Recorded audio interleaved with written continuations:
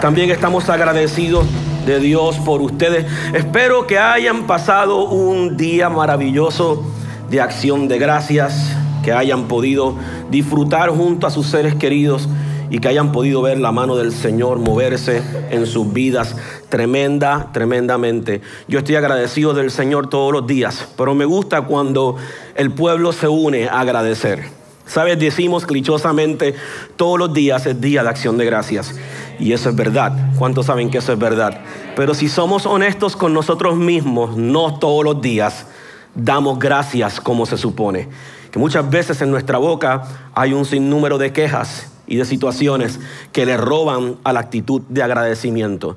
Pero hay algo poderoso que sucede cuando colectivamente, y esto yo sé que en su mayoría, por lo menos en esta temporada, es un día de fiesta bastante americano y los lugares con la influencia americana, ese día de acción de gracias es diferente en algunos otros países, por lo menos la fecha. Pero hay algo poderoso cuando el colectivo se une a hacer algo. Usted oye lo que yo acabo de decir. Uno que adora es poderoso, pero cuando dan gracias millones de personas, por lo que sea, aunque no estén dándole gracias a Dios, están dando gracias de alguna manera. Aún familias que nunca se sientan a comer juntos, o que nunca oran juntos, o que nunca por lo menos dicen gracias juntos, lo hacen en un momento. Y eso es maravilloso porque el mundo espiritual responde a eso. La tierra responde al clamor de gratitud de cada uno de nosotros, especialmente en un mundo donde cada vez está más lejos de Dios y está más lejos de la realidad del Señor. Así que estamos contentos, ¿verdad? Porque sabemos que Dios está haciendo cosas grandes. El miércoles tuvimos una noche de gratitud maravillosa. ¿Cuántos disfrutaron el miércoles? ¡Wow! Sobrepasó nuestras expectativas. Tuvimos que sacar sillas de la parte de atrás. Hace unos meses atrás compramos 50 sillas más para poder acomodar el flujo de gente y realmente, den un aplauso a Dios por eso, 50 sillas más. Yes. Y para poder seguir creyendo a Dios, que día tras día Dios añade a su iglesia a los que han de ser salvos. Pero aún así le estoy creyendo al Señor fuertemente que Dios nos va a dar una solución para el problema del espacio, que es un buen problema que tenemos, y la vamos a encontrar en el nombre del Señor. ¿Usted se compromete a ayudarme a orar por eso? ¿Se compromete conmigo a orar? Señor, Él tiene el lugar, Él tiene las facilidades, o Él también tiene la estrategia para poderlo lograr de la manera que se supone que se haga. Bien contento por el servicio del miércoles y sabemos que cosas grandes van a continuar sucediendo a través de este tiempo festivo. El día 24 de diciembre estamos anunciando que será nuestro servicio de Navidad. Nochebuena cae domingo, el servicio será como de costumbre en las mañanas porque sabemos que la mayoría de nosotros pasamos con nuestra familia, obvio, en la noche del 24 y el día 25. Así que el domingo 24 en el horario regular será nuestro servicio de Navidad. Así que no se lo pierda porque también será un día bien bonito. Vamos a orar. Padre, te damos gracias por tu palabra. Te damos gracias por tu Espíritu Santo. Te damos gracias, Señor, porque tú haces cosas sobrenaturales. Tú haces cosas preciosas en medio nuestro. En esta mañana, Señor, venimos delante de ti, Señor, creyendo, Señor, que tú preparas nuestro corazón para que tu palabra entre, Señor, y dé fruto al 30, al 60 y hasta el 100 por uno. En el nombre poderoso de Jesús, Señor, te doy gracias.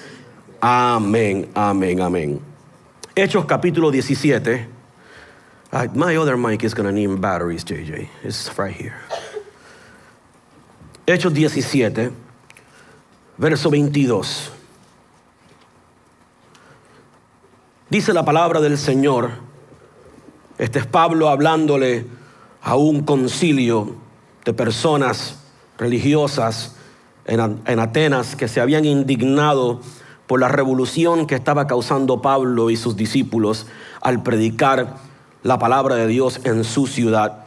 Y dice en Hechos 17, 22, entonces Pablo, de pie ante el concilio, les dirigió las siguientes palabras: hombres de Atenas, veo que ustedes son muy religiosos en todo sentido, porque mientras caminaba observé la grande cantidad de lugares sagrados Y uno de los altares tenía la siguiente inscripción: a un Dios desconocido.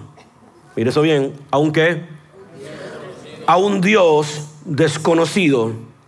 Este Dios a quien ustedes rinden culto sin conocer es de quien yo les hablo. Él es el Dios que hizo el mundo, que todo lo que hay en él y todo lo que hay en él, ya que el Señor del cielo y la tierra no vive en templos hechos por hombres, y las manos humanas no pueden servirlo, porque Él no tiene ninguna necesidad. Él es quien da aliento y vida a todo, satisface cada una de nuestras necesidades. De un solo hombre creó todas las naciones de la tierra. De antemano decidió cuándo se levantarán y cuándo se caerían, y determinó los límites de cada una. Su propósito era que las naciones buscaran a Dios, y quizás acercándose a tientas lo encontrarán, aunque Él no está lejos de ninguno de nosotros, pues en Él vivimos, nos movemos y existimos. Como dijeron algunos de sus propios profetas, nosotros somos su descendencia. Y como esto es cierto, no debemos pensar en Dios como un ídolo diseñado por artesanos, ni tampoco hecho de oro, plata o piedra. Quiero predicar, enseñar, hablar, conversar con ustedes en esta mañana. Titulé este mensaje: vacío existencial. Dentro del ser humano existe un vacío que Dios creó a propósito cuando hizo al hombre. Un vacío que vivimos toda una vida tratando de llenar con diferentes cosas. Lo tratamos de llenar con nuestras relaciones. Lo tratamos de llenar con nuestros hijos. Lo tratamos de llenar con el éxito, aún con cosas materiales. Y lo que verdaderamente hemos concluido a través de miles de años de historia de este mundo es que no hay nada en este planeta Tierra ni debajo de él que pueda llenar el vacío del hombre, sino solo Dios. Si creemos que los hombres necesitan una religión más, una tradición más, una doctrina más, una forma más de adorar al Señor en templos, como dijo Pablo, hechos por hombres y con métodos humanos, nos estamos engañando a nosotros mismos. Y también engañamos a un mundo haciéndole sentir que quizás nuestros templos o nuestros servicios, nuestra música, nuestros programas, nuestras conferencias para matrimonio, nuestras conferencias para niños y todas las cosas maravillosas que hacemos en nuestra iglesia para ayudar y edificar al cuerpo de Cristo, nos engañamos y los engañamos a ellos y pensamos que eso será suficiente para llenar el vacío o solucionar los problemas del hombre y de nuestra sociedad. Pues los problemas del hombre y de nuestra sociedad no se solucionan con una conferencia más. No se solucionan con una sesión de campamento juvenil de una semana donde los llevamos y los ponemos a orar y los ponemos a ayunar y los ponemos a hacer cuanta cosa hay. Y todo eso está maravilloso y lo hacemos. Pero si no incluye una agenda intencional de parte de la iglesia y del creyente en medio de todas estas actividades, entender que lo más importante es que seamos llenos de Dios y no de nuestras actividades. Vivimos en una iglesia demasiado activa. Hay una conferencia para todo. Si usted quiere aprender a adorar con las manos hacia el piso y las piernas hacia arriba, me imagino que en algún lugar hay una conferencia para los que adoran al revés. Lo digo de manera jocosa porque es la realidad. Porque el hombre anda y nosotros siempre andamos tratando de conectar a la gente a algo. No, lo que le falta es esto, lo que le falta aquello. Y no hay duda en mi corazón de que sí, cada uno de nosotros tenemos necesidades y vacíos o cosas que nos faltan en diferentes áreas de nuestra vida cotidiana. Pero nada de eso va a funcionar si no entendemos primero la importancia de llenarnos de Dios. Cuando leo esta escritura en Hechos capítulo 17, verso 22 al 29, encuentro el argumento que hace este hombre, Pablo. Le hace un concilio, con mucho denuedo, a una cultura que entendemos que era una cultura politeísta. En otras palabras, tenían diversos dioses. Dice que eran una gente muy religiosas y que tenían santuarios y templos donde quiera en la ciudad. Él dice, yo podía caminar por las calles y veo mucha cosa dedicada a Dios o a dioses. Le trajo mucha curiosidad encontrar la insignia en uno de los templos donde le dedicaban ese templo a un Dios no conocido. Inmediatamente que yo leo esta escritura, pienso igual que Pablo. Empiezo a pensar en nuestra vida cuántas cosas aún con nuestro Dios, en una cultura tradicional, religiosa, un cristianismo que es monoteísta, un solo Dios, un Dios que lo creó todo y que lo hace todo. Pero cuántos santuarios, altares, insignias le ponemos en nuestra vida a Dios sin conocerlo. Sin conocerlo. Aún le levantamos templo a Dios sin conocerlo. Porque en la cultura religiosa en la cual nosotros vivimos, pensamos que con simplemente ir a la iglesia o enseñarle a nuestros niños a ir a la iglesia, con eso es más que suficiente para preservar su fe y preservar su salvación. Y nos estamos dando cuenta que han pasado años, han pasado décadas. Ya no es lo mismo que cuando mis padres, mis abuelos y mis bisabuelos criaban y enseñaban, que no era solamente acerca de ir a la iglesia 7 días a la semana, e iban 7 días a la semana. Pero esa gente no salían de esas reuniones de oración hasta que tuviesen un encuentro con Dios. No salían de ese lugar de ayuno hasta que hubiesen oído a Dios. No era simplemente tener la experiencia cultural de la iglesia, sino lo que yo siempre digo, y ustedes algunos tienen las camisas que mandamos a hacer, yo soy la iglesia. El concepto de la iglesia es un templo que no necesariamente tiene la prioridad de llenarlo de gente y queremos templos llenos. Pero los templos no son para gente, los templos son para que Dios habite en ellos. ¿Alguien oyó lo que yo acabo de decir? ¿Alguien oyó? Un lugar, un domingo en la mañana abierto con el nombre iglesia y con 100,000 personas o 10,000 personas metidos dentro de ellos, no lo convierte en una iglesia. Pero si esas 10,000 personas en un templo con el nombre iglesia están adorando a Dios y Dios está en medio de su santo templo, eso sí lo constituye una iglesia. Fue el concepto que Jesús enseñó cuando reunió a sus discípulos y les dijo a sus discípulos: si 2 o 3 están congregados en mí, no en el nombre Maranata, Bautista, Metodista, Pentecostal como hacemos nosotros hoy, nos reunimos con nuestros diversos nombres. Los nombres son buenos para identificar una iglesia, una organización, pero al final de todo somos todo el cuerpo de Cristo y hay un solo nombre que nos une, se llama Jesús. Me da mucha tristeza, también me da mucho sentimiento pensar que si Cristo no regresa pronto o algo pasa con nuestra generación, después de haber dedicado tantos años, casi toda mi vida a la predicación del evangelio, no me quiero encontrar con la desgracia tan triste de haber levantado una generación de hombres y mujeres cuya insignia en el corazón dicen el Dios no conocido. Era lo que movía el corazón de Jesús cuando le enseñó a sus discípulos una parábola, una enseñanza, y le habló de un hombre que se presentó a Dios y le dijo a Dios: Señor, yo diezmé en tu nombre, yo prediqué en tu nombre, yo eché fuera demonios en tu nombre, yo aún hice grandes milagros en tu nombre. Y las palabras del Señor hacia ese muchacho fueron muy rudas y muy fuertes y muy difíciles de digerir y de entender cuando le dijo: sí, hiciste de todo menos conocerme. Usted oyó lo que yo acabo de decir. Hiciste de todo menos conocerme.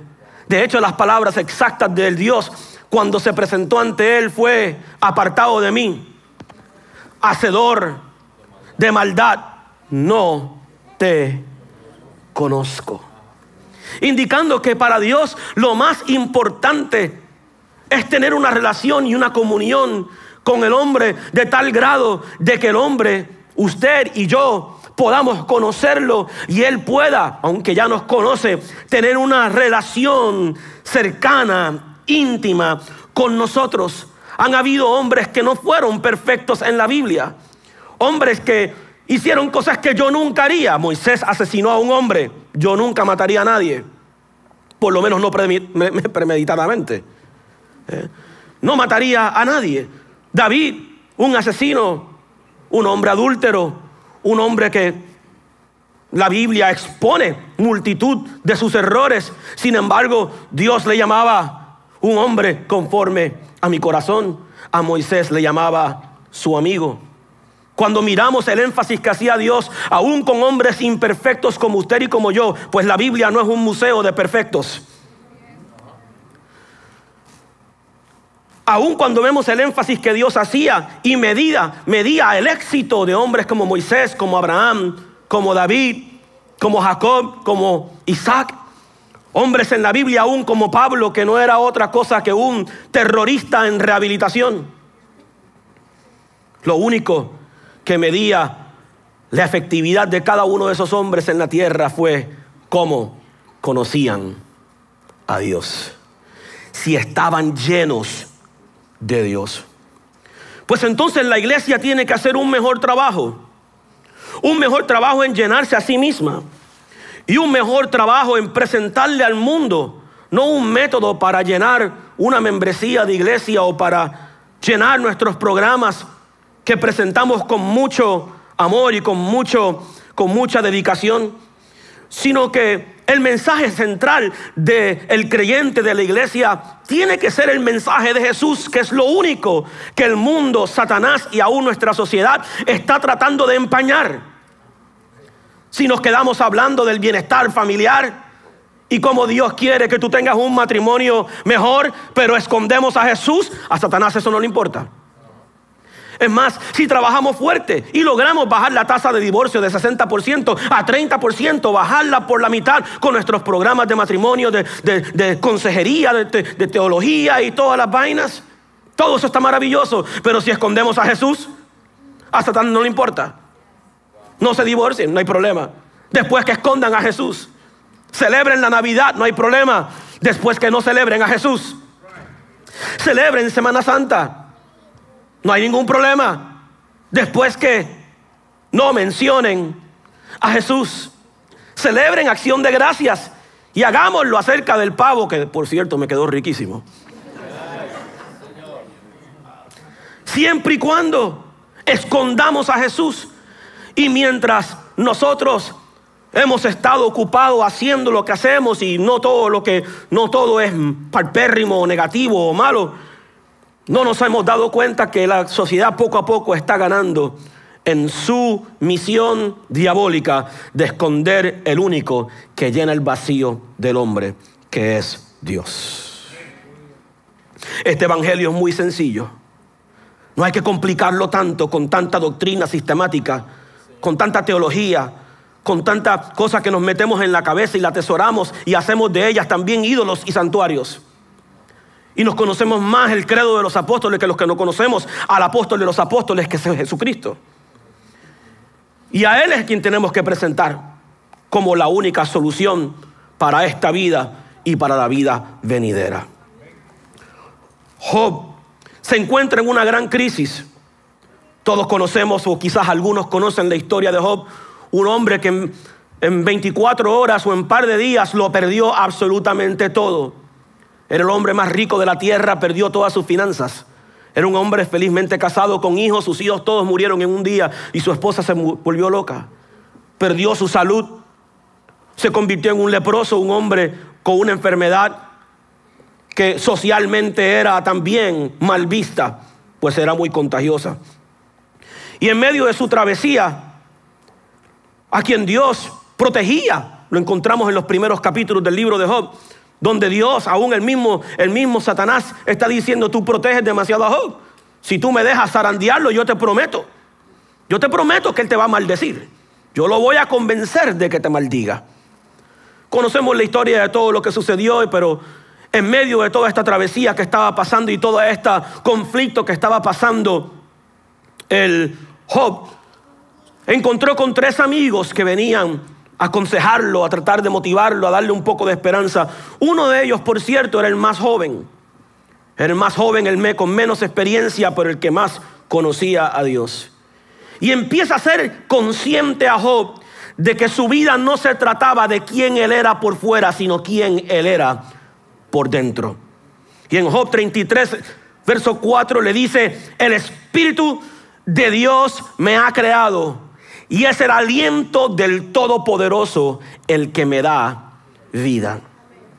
El sentido de vida del hombre no proviene del país donde nació.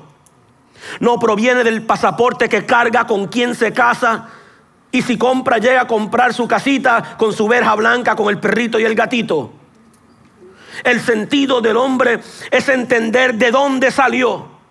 No salimos de la nada. Yo dije que no salimos de la nada. Yo no salí de una melcocha de células. Dios usó las células para formarme, pero ni siquiera eso explica. La Biblia dice: ¿quién entiende cómo nacen los huesos en el vientre de una mujer? De nada. No fue de nada. Fue de Dios. No existe una tecnología avanzada. No existe tecnología artificial que nos pueda duplicar y replicar lo que Dios hace con el hombre. Y aunque el hombre, con la inteligencia y con la habilidad que Dios le ha dado, logre de alguna manera hacer una réplica falsa y barata de la creación de Dios, jamás podrá hacer lo que Dios ha creado, porque cuando Dios creó al hombre, usó una materia prima llamada Él mismo. ¿Alguien oyó lo que yo acabo de decir? Cuando Dios creó al hombre, creó una materia prima que nadie puede comprar ni en Lowe's ni en Home Depot. No lo puede comprar en una farmacia ni en un laboratorio. Creó al hombre de sí mismo. Puede ser que consiga la tierra. Perfecto. Puede ser que uses agua para darle forma a la tierra. Maravilloso. Pero aun cuando Dios vio la tierra y el agua y lo que Él creó físicamente, se dio cuenta que ese cuerpo maravilloso que Él mismo había creado con materia no tenía vida. Y no pudiendo encontrar vida en ningún otro lugar, no fue al caballo para decirle: préstame de tu aliento. No fue a la vaca para decirle: préstame de tu aliento. Y por si acaso, tampoco fue al mono ni al chimpancé.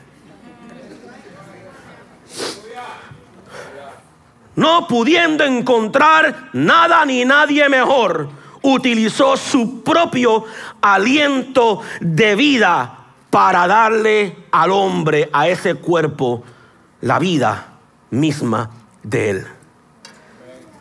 Desde ese día, Dios se dio cuenta que el hombre no nació para vivir vacío. Que el hombre no puede vivir vacío. Que todo ser humano, reconozca a Dios o no reconozca a Dios, tiene por ley que tener una medida de la vida de Dios dentro. Yo no dije que tienen el Espíritu Santo. Yo no dije que están salvos todo el hombre. Pero por proceso, por deducción del proceso de la creación, todo hombre tiene que tener, y cuando digo hombre y mujer, por favor, no me vengan con los ellos y los ellas ahora. Todo hombre, toda mujer tiene que tener una medida de la vida de Dios, si no su cuerpo está muerto. Ese vacío fue creado ahí desde el principio, con el deseo, o esa llenura, fue puesta ahí desde el principio con el deseo único de Dios de poder compartir con aquel que había creado.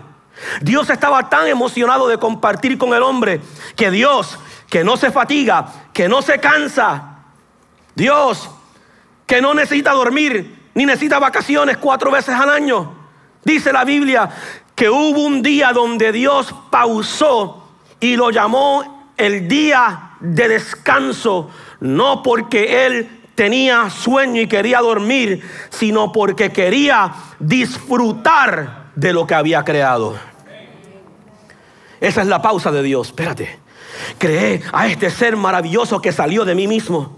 Tengo que pausar para disfrutar mi comunión con Él y darle más de mí. Desde ese momento, desde el día 1, Dios instituyó que el hombre sería lleno de Él y que se requeriría tiempo de compartir, de conocer, de intimidad, de andar con Dios, de pensar en Dios, de hablar con Dios. Se requeriría ese tiempo de calidad para que el hombre se vaciara de todo lo demás y se llenara de Dios. Pues cuando Adán pecó, lo más que perdió no fue su matrimonio. Lo que perdió no fue el derecho a vivir en el huerto del Edén, pues lo sacaron del huerto. No perdió plata, no perdió ninguna de las cosas que el hombre o el ser humano valora. Perdió la presencia permanente de Dios en su vida. La peor consecuencia del pecado es la separación que el hombre tiene con su Creador y con su Dios. Es que ya no puede forjar ni ejercer el derecho más simple y más esencial para lo cual Dios creó al hombre, para llenarlo. Y desde ese momento en adelante nosotros como seres humanos y como hombres, pues nada se puede quedar vacío. Yo dije que nada se queda vacío. Desde ese momento corremos a buscar cosas que nos llenen de felicidad, que nos llenen temporariamente de una emoción y de un sentimiento que nos hace sentir realizados, que nos hace sentir bien, y luego nos damos cuenta que todo eso pasa. La persona piensa y ve que las cosas materiales es lo que lo va a llenar, se va a la tienda y se compra todo lo que ve, llega a la casa, abre las bolsas y ya está diciendo, bueno, yo creo que voy a devolver esto. Va al dealer y se compra el carro para el cual ahorró muchísimos años. Trabajó overtime, hizo Uber, hizo Lyft, hizo de todo. Puso el dinerito al lado para irse a comprar el automóvil que él quería y que ella quería. Va al lugar de consignación, compra el automóvil, lo trae a la casa, lo lava, lo brilla, se levanta por la mañana y se da cuenta, ¿qué yo hice? ¿Qué pasó? Porque de repente, mientras pensaba que lo necesitaba, era bueno, pero cuando ya lo tengo y me doy cuenta que me quedo igual, ya no se siente tan bueno. Porque es nuestra lucha por querer llenar un vacío que solo Dios puede llenar. Isaías dijo, a todos los llamados de mi nombre, a todos los he llamado por mi nombre, para gloria mía los he creado, los formé y también los hice. Mira eso. Yo los formé, yo los creé. Para mí, para mi gloria, para mi placer, para mi propósito. Diga conmigo, Dios me creó para su propósito. Todo lo que Dios creó tiene un origen. Todo lo que Dios creó tiene un propósito. Cuando creó al hombre se dio cuenta que estaba inerte, que estaba vacío de vida, de pensamientos y aún de palabras y mucho más acciones. Pero desde ese momento en adelante, Dios decidió como único ese cuerpo tan excelente y maravilloso que yo creé puede funcionar, es que lo llene de mí mismo. Desde ese mismo momento, como ya les dije, sopló sobre el hombre. Y dice la Biblia, y el hombre se convirtió en un alma viviente. Ahora, el hombre se vació de Dios. Dios lo llenó y el hombre se vació como consecuencia del pecado. Salmos 10 dice, el malo por la altivez de su rostro no busca a Dios. Mira eso bien, los malvados son demasiado orgullosos para buscar a Dios. Parece que piensan que Dios está muerto o que no hay ningún Dios en medio de sus pensamientos, dice la versión Reina Valera. ¿Cómo define Dios entonces al malo? Define al malo como un orgulloso que no busca. Lo define como un orgulloso que no busca a Dios para llenarse de él. Que no busca a Dios ¿Ves? Lo único que nos impide a nosotros llenarnos de Dios, llenar ese vacío, llenar esas áreas en nuestra vida, es nuestro propio orgullo. ¿Por qué? Porque el orgullo siempre nos hace sentir autosuficientes. El hombre se cree: yo no necesito. Ahora, cuando se le mete un problema o se le mete una situación, ahí sí entonces necesita.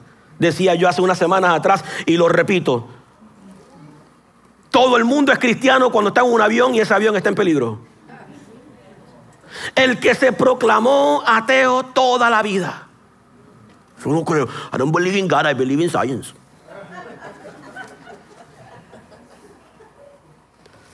De repente ese avión empieza a temblar, se le apaga un motor, hay una situación de emergencia y yo le prometo que ahí va a haber alguien que, aunque sea susurrando, Jesús por si acaso. Pero no tenemos que llegar a un punto de necesidad para buscar a Dios. Él dijo: buscadme siempre que soy dispuesto a ser hallado, tocar a la puerta mientras yo pueda responder a la puerta. Dios te dice: el que me busca me va a encontrar. Pastor, pero estoy sucio, estoy en pecado, estoy en esto. Esa es la razón por la cual lo necesitas a Él, porque Él te va a vaciar, Él te va a limpiar y luego te va a llenar. No hay otra cosa que te pueda llenar como lo llena Él. No seamos como los malos que con su altivez o con su orgullo no buscan. Porque el pensar de no buscar es porque, pues quizás es que no hay nada ahí que buscar. Claro que hay algo que buscar. Claro que hay alguien que hay que buscar. Se llama nuestro Dios. ¿Qué pasaría si la creación de Dios, nosotros que fuimos los seres creados por Dios, estuviésemos en constante comunicación, en constante armonía con nuestro Dios? ¿Qué sería de esta tierra si los millones de cristianos que tan siquiera hay en este país, que es un fragmento, una fracción de un mundo entero? ¿Qué tal si los que profesan ser cristianos, aún con mucho respeto, sin calidad de ofender a nadie, aún todos los latinoamericanos del mundo que profesan ser católicos y nunca van a misa?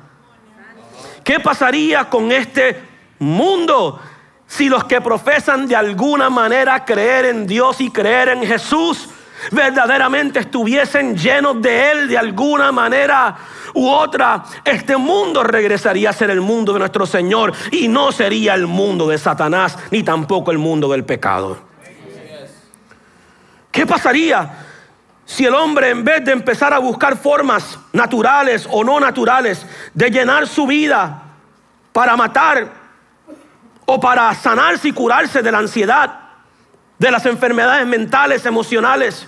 Wow, vivimos en una era donde hay mucha gente sufriendo de enfermedades mentales y emocionales. 2020 y 2021, lo peor que le pasó a la humanidad no fue el COVID, no fue, algunos lo pasaron mal y mucha gente murió, yo entiendo eso, pero la cultura, el terror, el miedo, la encerradera, lo que creó en el hombre fue un problema emocional, un problema mental, de ansiedad, de ataques de pánico, etcétera, etcétera. ¿Qué pasaría con el hombre si descubre que cuando Dios entra a su corazón y llena su vida, Él trae una paz que sobrepasa todo entendimiento y que usted y yo podemos vencer eso? Se lo digo yo, que lo viví en carne propia, que nunca hubiese podido entender una persona que sufre de esas condiciones hasta que yo mismo lo empecé a sufrir inexplicablemente. Inexplicablemente empecé a sufrir esos ataques de pánico, esos ataques de ansiedad. Me despertaba de madrugada bañado en sudor, no sabía qué hacer. El médico no me quería recetar ningún medicamento, pues son muy adictivos. Y no me quedó otra más que predicarme a mí mismo, tomar la palabra del Señor, llenarme de ella y decir, ok, diablo, tú me quieres a mí hacer perder la noche con este ataque de ansiedad y de enfermedad. Hagamos algo entonces, ataca tú, que yo voy a estar en la palabra y en oración toda la noche entera a ver cómo te da. Me quieres dar palpitaciones, yo te voy a dar un dolor de cabeza. Me quieres subir la presión, yo voy a orar y voy a ayunar más. Me quieres hacer daño, yo voy a predicar este evangelio. ¿Qué pasaría si nuestra primera herramienta como cristianos es ir a Dios? ¿Qué pasaría, papá, mamá, si tu primera opción es ir a Dios? Pues nuestros niños no llegaron con un manual de instrucciones. Así es, Señor. No llegaron. Y cada familia tiene una dinámica diferente, cada niño tiene una dinámica diferente, pero es el mismo Dios que los creó. Así que pregúntale a quién lo creó, cómo manejarlo. Porque Él te puede decir, ¿qué pasaría si llenarnos de Dios fuese la primera opción? Aleluya. ¿Qué pasaría? Encontramos 2 ejemplos en la Biblia, en la creación, bien tempranito en la palabra del Señor, de 2 hermanos. De hecho, los primeros hermanos del mundo, Abel y Caín. Uno de ellos, tal como le enseñó sus padres, él se encargó de desarrollar su vida espiritual y su comunión con Dios. Ambos hermanos, escuche bien, ambos hermanos Abel y Caín sabían cómo Dios quería ser adorado y qué clase de ofrenda se le traía al Señor. Pues fue el mismo Dios en el huerto del Edén cuando Adán y Eva pecan, que entonces Dios le enseña cómo sacrificar un cordero por los pecados, cómo las hojas que ellos crearon para tapar su desnudez los dejaron más desnudos. Y desde ese momento Dios le enseñó a Adán y Eva solamente un sacrificio de sangre paga por los pecados de los hombres. ¿Se cree usted que eso no se lo comunicó a Adán y a Eva a sus hijos? ¿A todos sus hijos? Claro que sí. Pero uno de ellos, Abel, se dedicó a desarrollar su comunión con Dios, a adorar a Dios, no a su manera, sino a la manera que Dios le había pedido. A tener relación con el Señor, a tener comunión con el Señor, a tratar de regresar a ser el diseño original. El otro se dedicó a trabajar lo que Dios había maldito, o lo que su padre había maldito. La tierra será maldita por causa tuya. Un día les tocó, como de costumbre, presentar a Dios ofrendas. Presentar a Dios las ofrendas por sus pecados, las ofrendas por la adoración y el sacrificio a su Señor como Dios se lo había exigido. Uno hizo exactamente lo que se le había enseñado y lo que hacía diariamente. Llegó a su Dios con su ofrenda de sangre. El otro buscó un saco de papas y llevó las papas de su cosecha y se las llevó al Señor. No eran papas, ok, por si acaso. Y llevó el fruto de la tierra a su Señor y se lo presentó allí a Dios. Y tal pareciera en la historia. Bueno, ¿y por qué Dios se enojó tanto? Muy sencillo.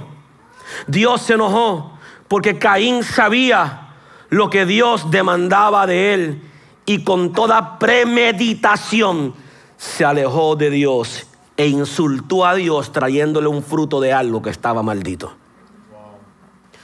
Todo lo que yo le presento a Dios en sustituto por lo único que Él quiere, que soy yo,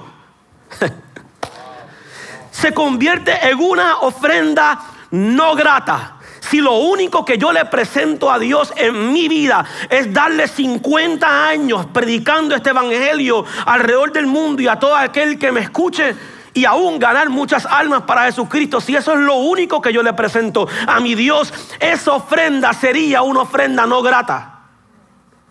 Pues a Dios no le interesa lo que yo pueda hacer para Él, sino lo que yo pueda hacer con Él. Alguien oyó lo que yo estoy diciendo. A Dios no le interesa lo que yo pueda hacer para Él, sino lo que yo pueda hacer con Él. Cuando el ángel se le presenta a María y le dice: aquí vendrá un niño, lo pondré sobre tu vientre, Él será el príncipe de paz, Él será esto, Él será aquello. Y le dijo: y su nombre será Emmanuel, Dios con nosotros. El Dios que llena el vacío. Diga conmigo, el Dios que llena el vacío. Cuando tú decides a llenar ese vacío en tu vida, aquel, pues no lo estás llenando con una emoción ni con un sentimiento, lo estás llenando con aquel que es más que vencedor por encima de todas las cosas. Lo estás llenando de Jehová Rafa, que es el Dios que te sana de todas tus dolencias. Lo estás llenando de Jehová Shalom, que Él no solamente es tu paz, es el que lo llena todo en todo. Lo estás llenando de Jehová Roi, que es tu pastor, el que te dirige en todo momento. Lo estás llenando de Jehová el Shaddai, que es aquel que hace justicia y levanta un estandarte de guerra sobre ti.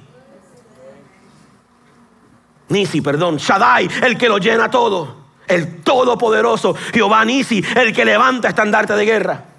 Lo estás llenando de Jehová Jireh, que es el Dios que provee y llena todas tus necesidades. ¿Por qué entonces pasamos una vida entera corriendo tras cosas, cuando si corremos tras de Él, las cosas vienen juntamente con Él? Él es quien va a traer esa libertad permanente a tu vida. Por eso, en esta mañana, los que me oyen en línea, los que me oyen aquí, no les vendo una religión, pues no la tengo para vender.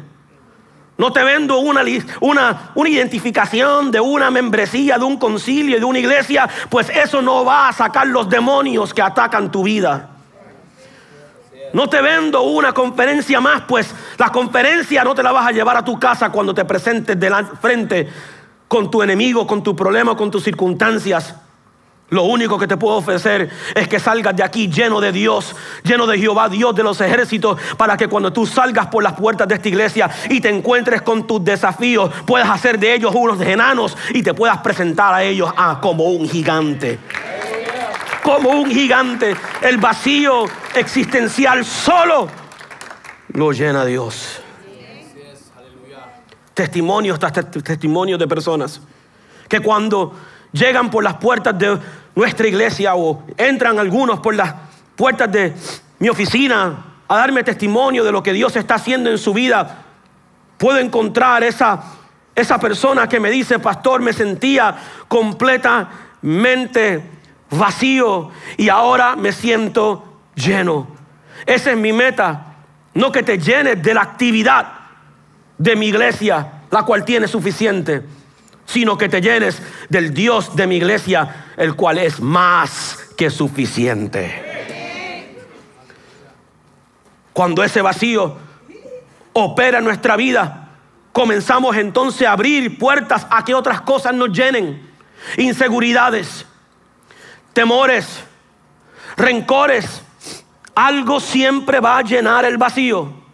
Pero hay un principio que aprendimos en escuela elemental, en las primeras clases de ciencia.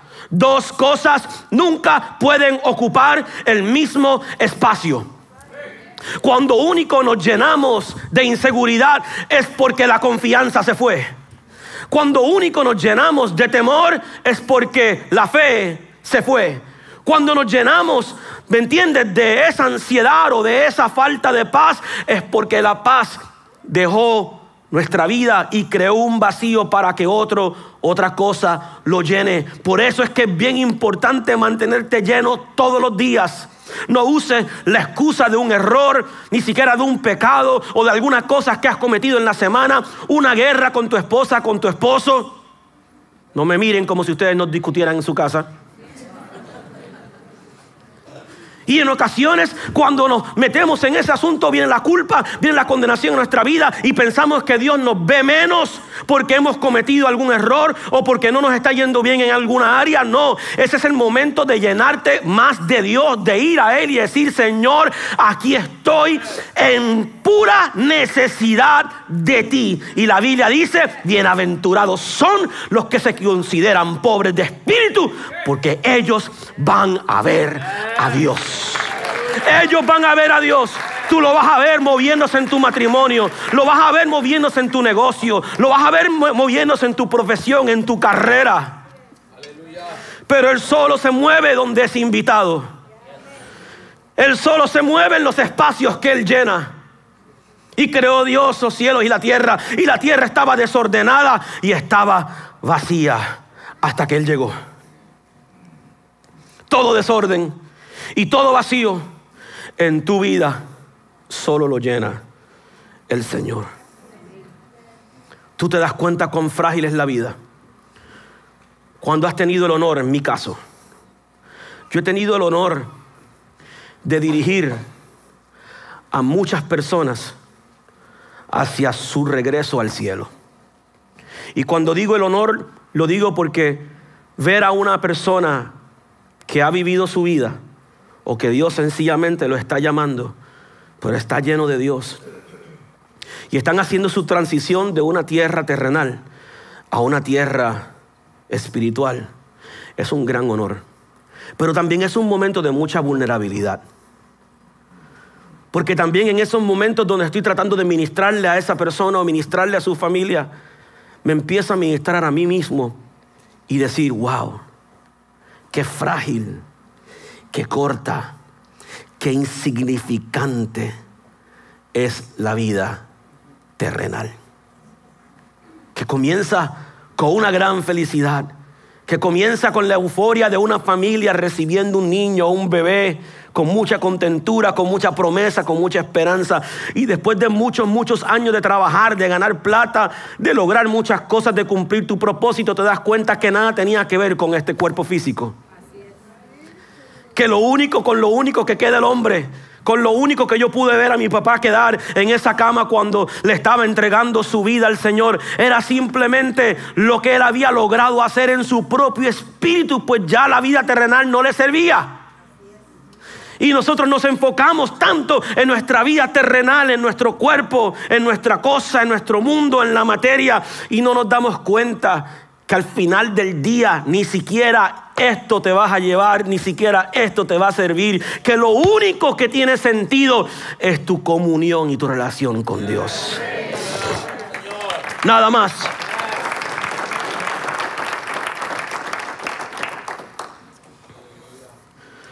Cada uno de esos sustitutos son exactamente eso.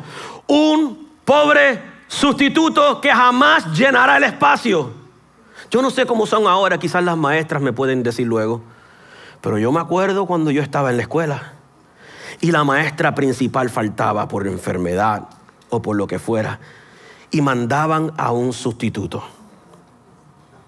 Mejor le podían cambiar el título, en vez de sustituto, la víctima. Porque todo estudiante, aún el inteligente y el bien comportado, sabía que el que estaba o la que estaba no era. Y de repente el sustituto provoca un cambio de comportamiento. De repente cambia aún el propósito. ¿Y si venía un día de examen y no se podía dar examen? Mejor todavía. Y todo el mundo cambia cuando hay un sustituto o cuando hay algo que no es lo real. Lo mismo sucede cuando le presentamos a Dios o a nuestras vidas un sustituto de Dios en nuestro corazón. Empezamos quizás contentos en un momento dado, pero nos damos cuenta que esos sustitutos nos llevan a una dirección equivocada. Nos llevan a una motivación que no es la correcta. Se empiezan a desarrollar en nuestras vidas el deseo de la carne que empieza a prevalecer. La vanagloria de la vida, llenarnos de cosas que son huecas e insignificantes. Cuando tu espíritu lo que verdaderamente está deseando es una comunión con el que es real, con el que es verdadero. Aunque temporariamente puedes comenzar a desear cosas naturales y ver al mundo como una opción, empiezas a darte cuenta de las palabras de Juan cuando dijo: no améis al mundo ni las cosas que están en el mundo, porque si alguno ama al mundo, el amor del Padre no está en él. Porque todo lo que hay en el mundo, los deseos de la carne, los deseos de los ojos, la vanagloria de la vida, no proviene del Padre, sino del mundo. Y el problema con que proveas del mundo es que el mundo y todo lo que en él hay es pasajero y no eterno. El deseo de la carne se va a acabar. La vanagloria de la vida se va a cambiar, se va a acabar. El deseo de los ojos va a cambiar. Que lo que me gustaba cuando tenía 20 ya no me gusta a los 46. El deseo cambia.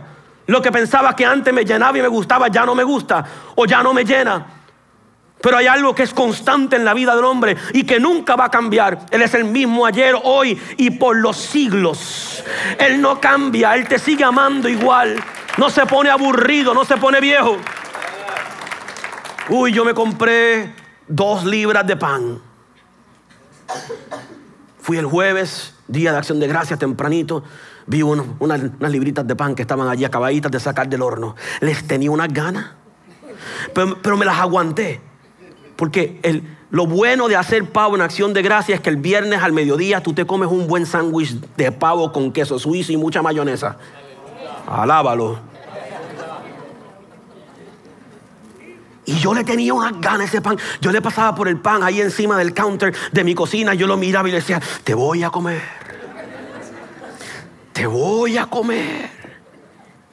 El viernes por la mañana preparamos desayuno, todo lo demás, le tengo ganas. Ese pavo estaba mejor al otro día.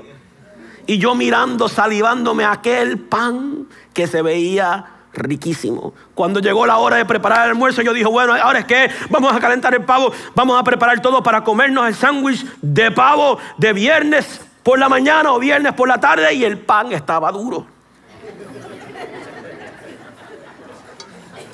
No se rían de mí. Y yo traté de convencerme, no, eso está bueno. Estaba ese pan que tú le metías el diente y te rompía los dientes. De repente el deseo de la carne y el deseo de los ojos que llevaba lujuriando ese pan desde el jueves ya no me llenó tanto, porque ya no funcionaba para lo que yo lo quería. Así sucede con lo que tú pones primero que Dios. Al principio te ilusiona, al principio te da un falso sentido de llenura, hasta que ya no te funciona. Es como el que depende de medicamentos, que primero una Tylenol le funciona, después requieren 2, después requiere algo más fuerte y más potente hasta que llegas a los opioides. Llegas a medicamentos mucho más narcóticos, mucho más fuertes, pero tu cuerpo se adapta. Tu cuerpo se entrena a acostumbrarse y ya no funciona. Lo único que hiciste fue temporalmente adormecerte. Y cuando huimos del Señor, eso es lo que estamos haciendo. Temporalmente adormeciéndonos. Pero un día abrimos los ojos y nos damos cuenta que seguimos igual de vacíos. Nada puede sustituir a Dios en tu vida. La vanagloria es las cosas huecas y vacías que me llenan de orgullo, me llenan de prepotencia. Mis títulos, para algunos pueden ser sus títulos, sus profesiones, sus negocios, sus logros. Te llenan de orgullo, de prepotencia, para engañar a otros de que vivimos en un mundo lleno de completa y absoluta felicidad. Más hoy en día, cuando vivimos en una sociedad tan y tan shallow. O sea, que no tiene profundidad. Vivimos en una sociedad tan y tan vacía de sí misma. Superficial, gracias a la palabra. Vivimos en una sociedad tan y tan superficial que nuestra única aspiración es tirar una fotito con 20 filtros para hacerle pensar al mundo que nos va mejor de lo que nos va. ¿Qué hacemos? Llenando un vacío. Nada malo con la fotito. Y si le hace falta el filtro, póngaselo. Aunque Manuel no cree en filtros. Pero ¿sabes qué? Si eso es lo que te llena. No podemos caer en este asunto donde la iglesia se convierte tan superficial como el mundo en que vive. Que las alternativas que le ofrecemos a la gente, a nuestros jóvenes adultos, es simplemente un sustituto y no lo real. Yo jamás esconderé a Jesús en esta iglesia. Jamás esconderé a nuestro Salvador en nuestra iglesia. Si hay un evento para matrimonios, Jesús es el centro. Él es el modelo de esposo que ama a su esposa, la respeta, la honra y dio su vida por ella. Si es para jóvenes, Jesús será el centro. No el juego, no el entretenimiento, no el concierto, no la buena música. Todo eso es maravilloso, inclinado hacia Jesús. Inclinado hacia Jesús. Para que un día Pablo no se pasee entre nosotros y mire y diga la insignia: el Dios no conocido. No me voy a suscribir a otra religión humanista, a otro asunto de hombres que simplemente para llenar las preferencias culturales de un hombre, que solamente te basta con conocer a Dios para darte cuenta que muchas de las cosas que nosotros le llamamos santo y le llamamos iglesia, nada que ver. Y si no quieres ser tan espiritual, solamente te hace falta montarte en un avión, ir a África, ir a India o a algunos lugares de Europa, y te darás cuenta que nosotros lo que hacemos es edificar y construir bajo nuestras preferencias personales, que no tienen nada que ver con Jesús. Y cada cultura lo hará a su manera. Eso es muy correcto. Los judíos no adoraban como los griegos. En la Biblia los samaritanos decían: nosotros adoramos de una manera, decía la mujer samaritana, y ustedes adoran de otra. Pero Jesús le dijo: no, hay una tercera que todavía no has descubierto. No es ni la de los judíos ni de los samaritanos. El Padre busca. El Padre busca. El Padre busca. No es la forma, no es el estilo, no es la preferencia. Es que sea verdadero, que sea espiritual y que se trate de Dios y no de nosotros. Que se trate de Dios y no de nosotros.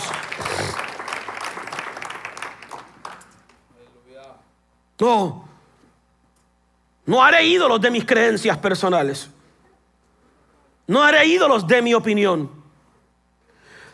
No haré ídolos de la personalidad de un líder espiritual, de un pastor, aunque se llame como se llame. No haré no haré ídolos de eso. Porque Dios nos llamó a honrar nuestras instituciones, a honrar a nuestros líderes, a honrarnos los unos a los otros.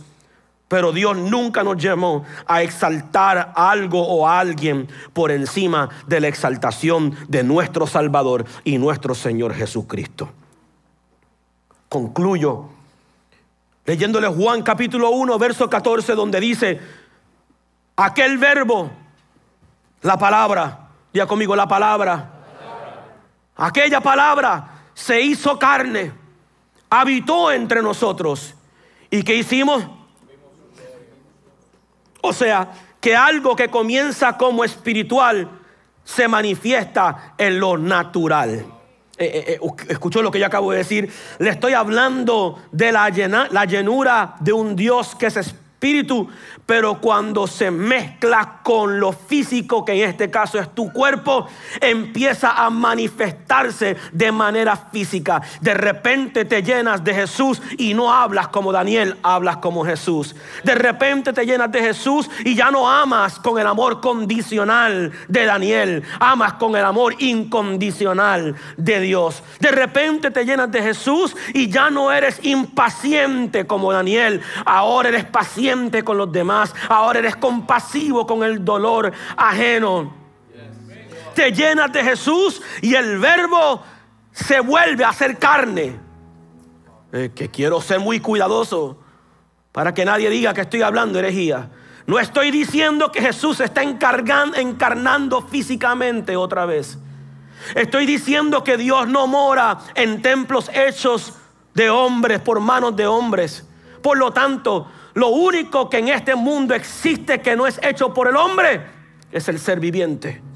Es el ser humano hecho por la mano de Dios. Cuando Él viene a habitar dentro de ti, Él es todo Dios y tú eres todo hombre. Y hay una perfecta unión entre lo divino y lo humano, donde de repente ya Jesús no es simplemente uno entre millones. Ahora Él se llama el primogénito entre muchos hermanos. Ahora Jesús, que quizás no le puede hablar a alguien que no lo quiere escuchar, pero ese alguien que no lo quiere escuchar me puede escuchar a mí. Y Jesús habla a través de mis labios. De repente me lleno tanto de Dios que Él puede usar mis manos, puede usar mis pies, puede usar mi boca, puede usar mi mente, puedo usar mi corazón. El verbo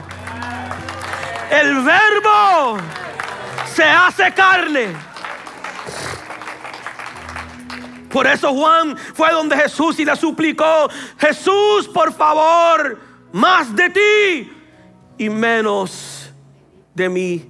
Es necesario que yo mengue para que Cristo crezca en mí. Cuando vas y te encuentras con esta revelación y este entendimiento, que no es que simplemente le vas a servir a un Dios de lejos, sino un Dios de cerca. Un Dios que no se queda en el gran templo de Jerusalén, que volverá a ser reedificado. Será majestuoso, será glorioso, es profético, está en la palabra, pero está en el templo de este puertorriqueño. También está en el templo de este boricua. Está en el templo de esa salvadoreña, o panameña, o cubano, o americano, africano. El verbo se hizo carne. ¿Y qué sucede cuando el verbo se hace carne? Vimos. ¿Cómo? Vimos su gloria. ¿Qué pasará cuando nos llenemos tanto de Él que el mundo pueda ver la gloria del primogénito, del unigénito de Dios? Que pueda ver la gloria de nuestro Señor Jesucristo. Dios mío, cómo desvirtuamos conceptos espirituales porque nos aprendemos frases que suenan bonitas. Yo vi la gloria de Dios, ¿de verdad? Porque las pocas veces que yo veo en la Biblia que se registra que la gloria de Dios vino a un sitio físico, hubo transformación, cambio, brillo. Los hombres no se quedaron al frente, todos se tiraron al suelo.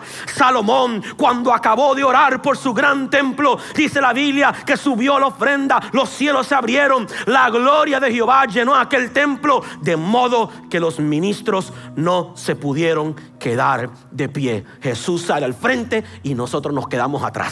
Jesús se hace visible y nosotros menos visibles. Jesús hace y nosotros nos quedamos tras bastidores, disfrutando lo que Dios está haciendo, y vimos su gloria. Yo le oro al Señor: Señor, enséñanos y muéstranos tu gloria en nosotros. Quiero decirte que es más que una nube, quiero decirte que es más de un servicio glorioso, es más que un grito, que un brinco, que un salto.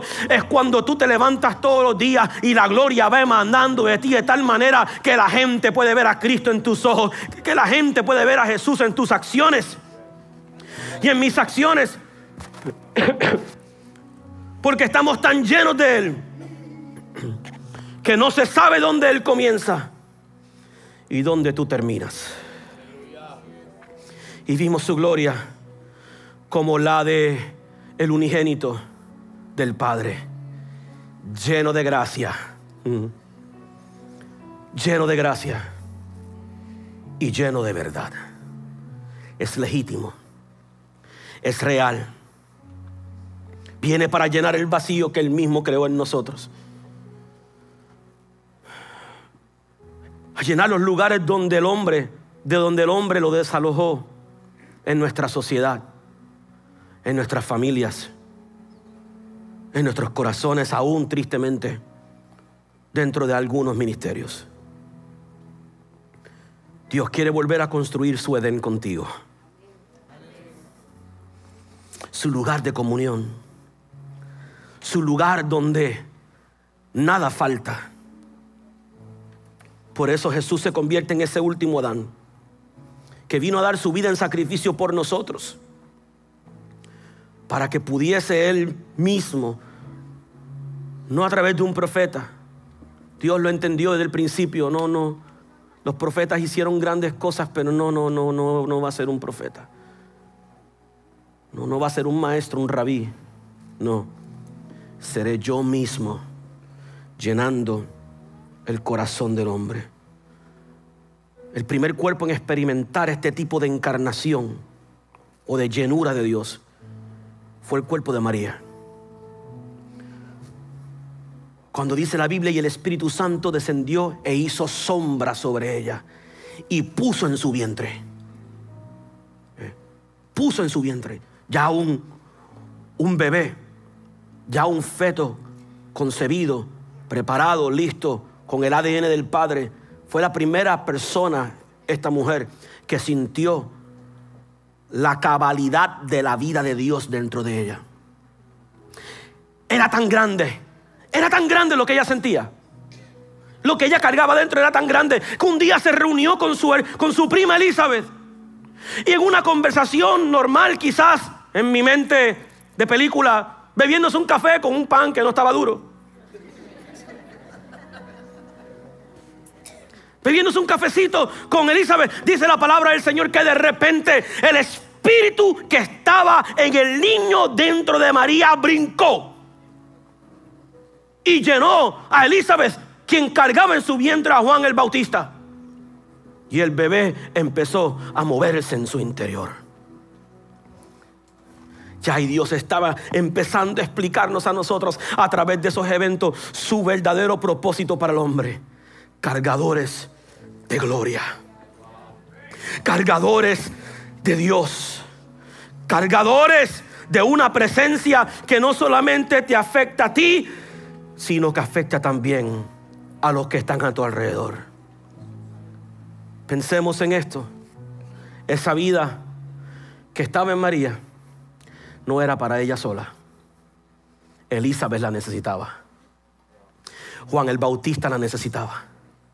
Y ahora Juan, que fue el primero. ¿Están listos para lo que voy a decir? ¿Están listos para lo que voy a decir? Fue el primero en experimentar el bautismo del Espíritu en el vientre de su madre.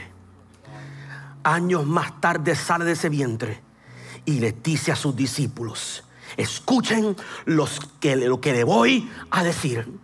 Hasta ahora no se los podía decir, pues soy el único que lo he experimentado aquí en la tierra. Ciertamente yo los bautizo en agua para el arrepentimiento, pero aquel que viene después de mí, que fue el que me bautizó a mí, ese los va a bautizar en Espíritu Santo y fuego. Ese es el Cordero de Dios que quita los pecados del mundo. Ese es a quien tienen que seguir. A quien tienen que seguir. Fue el concepto que vemos aún en el bautismo de Jesús, cuando Jesús va donde este mismo Juan en ese mismo momento y le dice: Juan, yo necesito que tú me bautices, primo. Y Juan le dice: no, yo no te puedo bautizar, tú eres demasiado grande, más bien no soy digno de desatar ni siquiera las sandalias que están en tus pies. Y Jesús le dice: no, es necesario que se cumpla en mí toda justicia. Lo llevan al Jordán, lo sumergen en las aguas, los cielos se abren mientras él oraba. El Padre dice: este es mi Hijo amado, en quien tengo complacencia. A él síganlo a él. Y dice: de repente fue lleno del Espíritu Santo paso seguido, y el Espíritu de Dios lo llevó al desierto. Escuche bien, el propósito de la llenura del Espíritu Santo en ese día no era darle un don, no era darle una unción, no era darle un poder para sanar enfermos, no era para hablar en lengua. El propósito de la llenura del Espíritu Santo siempre fue dirigir la vida humana del hombre aquí en la tierra. Yo me voy, dijo Jesús, pero cuando yo me vaya vendrá otro Consolador y Él los dirigirá a toda verdad. Dios me llena para dirigirme, para caminar a través de mí, para pensar a través de mí, para fusionar su vida con la mía, pues el que se une a Cristo se hace un mismo espíritu con Él. Ahora se para Pablo, quien no creía en ninguna de estas cosas, hasta que un día, montado o caminando, no sé si estaba en un burrito o estaba caminando, dice la Biblia que se encontró con este Jesús y la gloria de Dios vino sobre él, de tal manera que el sol brillaba, dejándolo ciego, lo tira al suelo. Por 3 días lo incapacita para cambiarlo y transformarlo. Y ahora ese Pablo le dice a los romanos: ciertamente yo un día andaba metido en delitos y pecados, hasta que de repente al mediodía vi una gran luz y una voz que me dijo: Pablo, Pablo, ¿por qué me persigues? Por lo cual, oh rey de Agripa, no pude ser rebelde a la visión celestial. Y ahora le dice a los romanos: escúchenme, mis queridos, Dios no te dio el espíritu de temor, sino te dio el espíritu de adopción, por el cual clamas: Abba, Padre. Y el espíritu dirige a los que obedecen su voz y los llena. De eso se trata el ser lleno de Dios. De eso se trata, llenar este vacío existencial, que yo sí puedo vivir esta tierra con mis debilidades y mis flaquencias, dirigido por un ser superior llamado Dios, el cual no tiene debilidad y no tiene flaquencia. Cuando eso sucede, le dije que ese iba a ser el último verso, pero le voy a recitar otro. Te encuentras con las palabras de Pablo, quien le dijo a los corintios: con Cristo estoy juntamente crucificado. Ya Saulo no vive. Ya el deseo y el sentido de vida de Daniel cambió. Ya no vivo yo. Ahora vive Cristo en mí. Y porque todavía vivo en la carne, camino en la carne. Todavía puedo ir donde Lionel, tocarlo y él me puede sentir. Todavía tengo que abrir puertas. No soy como Jesús, que entró por la pared en su estado de resurrección. Lo que vivo en la carne, lo vivo de una sola forma. Lo vivo por la fe. Lo vivo por la fe en mi Jesús, quien me amó y se entregó a sí mismo por mí. Sé que lo que te voy a decir ahora debe ser algo difícil de comprender, pues solamente por medio del Espíritu Santo lo podemos entender. Pero cada uno de ustedes que han recibido a Cristo como Señor y Salvador en esta hora son participantes de la naturaleza divina de Dios. Dios no te creó y no me creó a mí para que sigamos viviendo con la baja naturaleza. Por lo contrario, dice la Biblia que fuimos creados en Cristo Jesús para buenas obras, las cuales Dios preparó de antemano. Cuando tú le cambias el sentido a tu vida, le cambias el sentido a tu propósito, a la manera en que tú ves las cosas, y empiezas a decir: Señor, me quiero llenar más de ti para vivir más de lo tuyo en mi vida, para tener las experiencias que tú tienes para mí tener, que tú quieres que yo tengas aquí en esta tierra, para que otros puedan experimentarte a ti, aún sin conocerte. Aún sin conocerte. Hay gente tan llena de Dios que tú puedes verlo. Esaú y Jacob se encontraron después de años en guerra, y el hermano no tuvo otra más que decirle: veo a Dios en tu rostro. He tenido muy pocas experiencias con hombres que con simplemente mirarlos a su rostro tiemblo de temor divino. Me sucedió con el evangelista Oral Roberts a sus 91 años de edad en la sala de su apartamento. Y me sucedió con el evangelista G.J. Ávila, abordando el mismo avión juntos. Y cuando yo le miré la carita a ese ancianito, ya estaba ancianito, yo podía ver a Dios. No que él era Dios, yo lo podía ver. Cuando lo conocí, mi esposa iba a cantarle y a tocar el piano todos los fines de semana por casi más de un año. Iba desde Humacao hasta Camuy, donde él vivía, para tocarle un servicio que él hacía de milagros todos los viernes por la noche, creo que eran, o sábados, en la cadena de milagros. Y mi esposa le tocaba el piano y le cantaba, juntamente con un grupo de la iglesia de Humacao, en Puerto Rico. Se podía ver su rostro, su brillo. Y yo miro eso como unas experiencias, no para decir: wow, qué gran hombre. Miro eso como una experiencia para pedirle al Señor: Señor, yo quiero que otros vean a Jesús cuando me ven a mí. Quiero estar tan lleno de ti que cuando alguien viene conmigo o viene donde mí con una situación, yo le pueda dar palabras que a ellos no le quepa duda en su corazón que están oyendo la voz de Dios en mis labios. Que cuando tú entras en contacto con gente en tu trabajo, ellos puedan experimentar ese Cristo. No te lo van a decir así. Te lo van a decir con frases como que there's something different. Te lo van a decir como hay algo diferente acerca de ti. Hay algo. Y tú por dentro riéndote, pensando dentro de ti, no es algo, es alguien.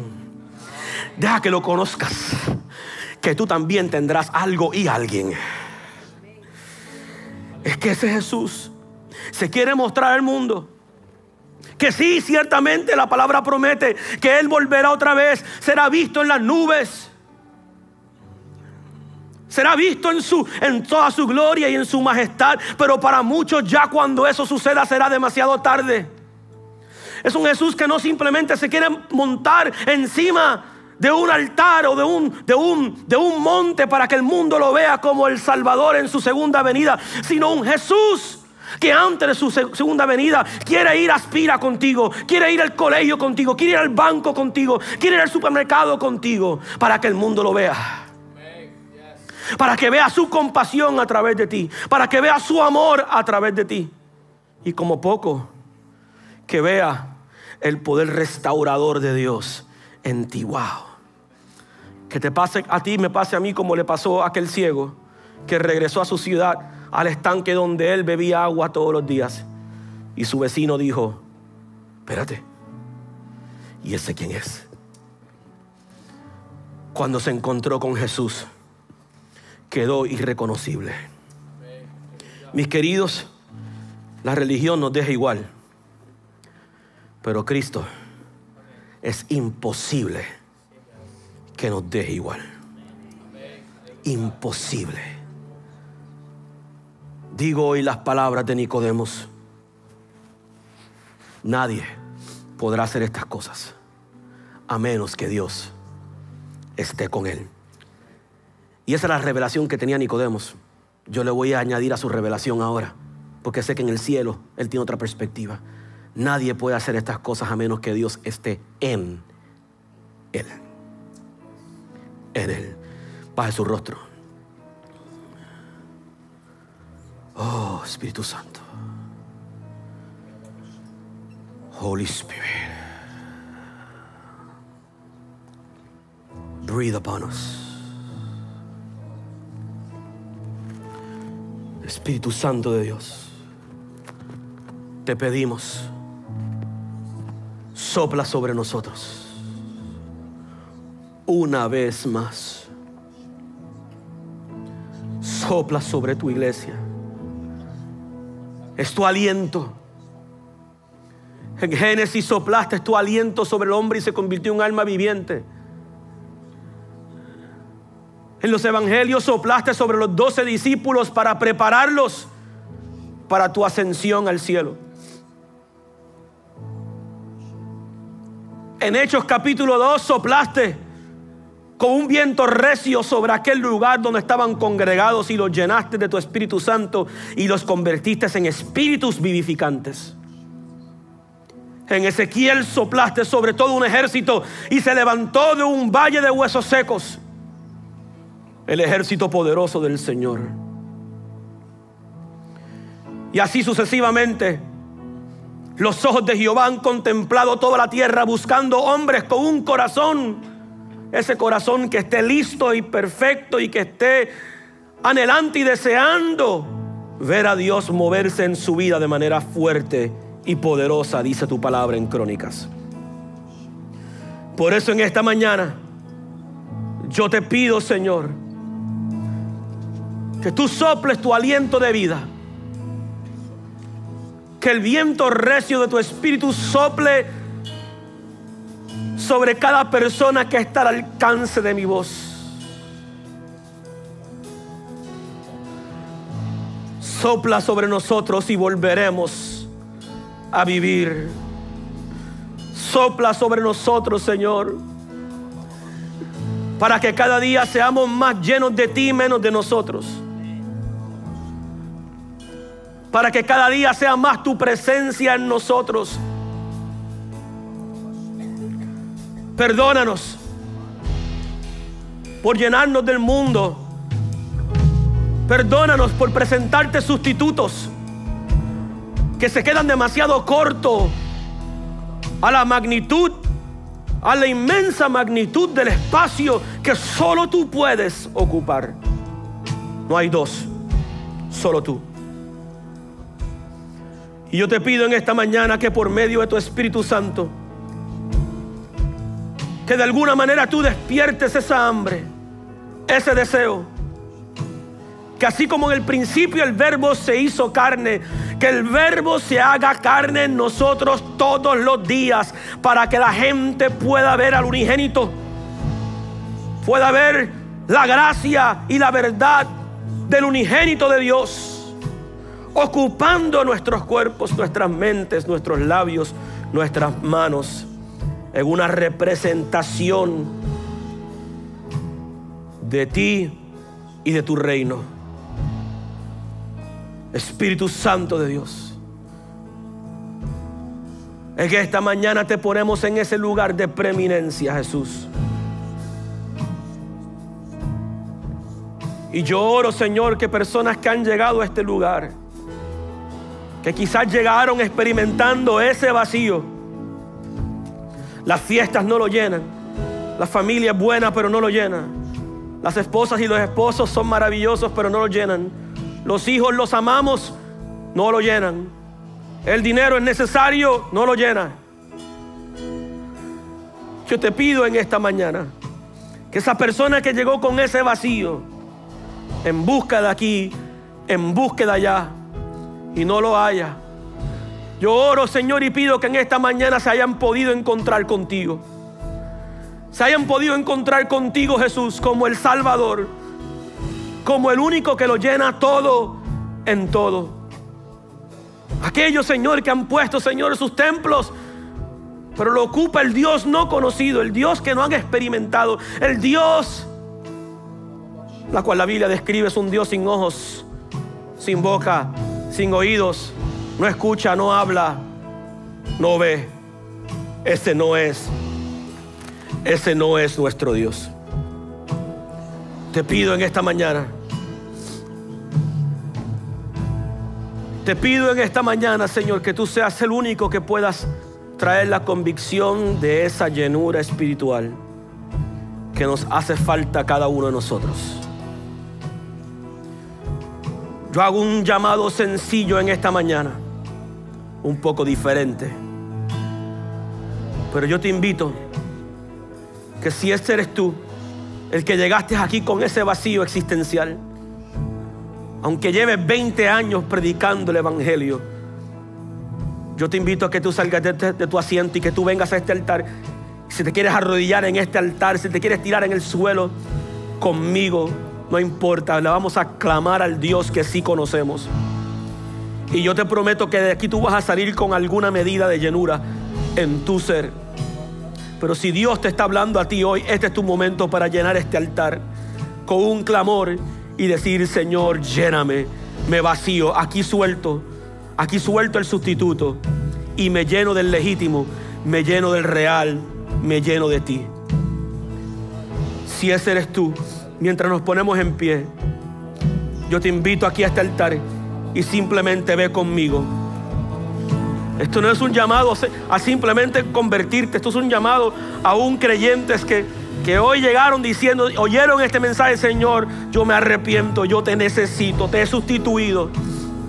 Te he sustituido. Come on. Eso es. Eso es. Eso es. No hay nada mejor que llenar el altar de la mejor ofrenda que eres tú. La mejor ofrenda que es tu vida, que es mi vida. Oh, Jesus.